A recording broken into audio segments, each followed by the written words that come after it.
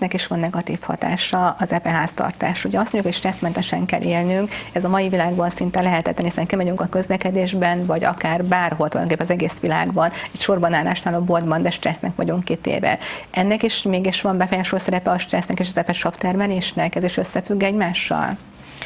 Azt a kifejezés, hogy kolerikus, gondolom mindenki ismeri. A kole az az epét jelenti. A kolerikus az az epés ember, aki haragszik, mérges, hirtelen fölkapja a vizet, és ilyen kiszámíthatatlan indulati reakciói vannak. Elöntötte az epe. Így van, vagy azt is szoktuk mondani, hogy hú, olyan dühös vagyok, meg elöntött az epe, igen.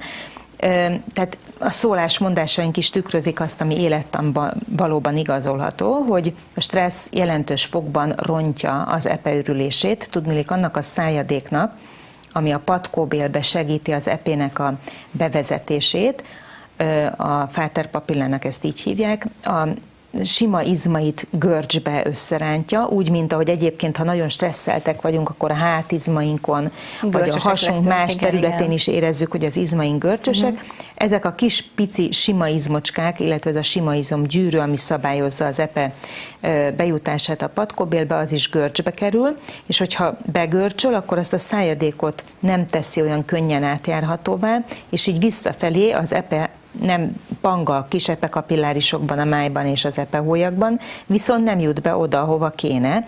Tehát, hogyha nagyon stresszelten ülünk le enni, és főleg magasabb zsírtartalmú ételeket fogyasztunk, és ez a fáterpapilla nem elég átjárható, tehát nem engedi olyan könnyedén elfolyni az epét az epehólyagból a patkóbélbe, akkor ez is lehet oka annak, hogy nagyon erősen felpuffadunk az ételtől. Noha lenne elég, mert még meg is van az epehólyagunk, lenne elegendő epénk és epesavunk, mégse jut a szervezet pont akkor olyan mennyiségben hozzá, hogy szükséges lenne. Ezért ilyenkor azt szoktam javasolni, hogy érdemes egyrészt magnézium tartalmú készítményeket használni, mert a magnézium ugye a stressztűrő képességet is javítja, másrészt a sima izmokat is ellazítja, és így a fáterpapilla átjárhatóságát is elősegíti. Különösen indokolt ez azoknál, akiknek esetleg az epehólyagon már van a krónikus epepangás miatt kis pici epe, úgy hívjuk ezt, hogy koleszterol polip, tehát ilyen kis pici epesav kristályok kicsapódtak és felrakottak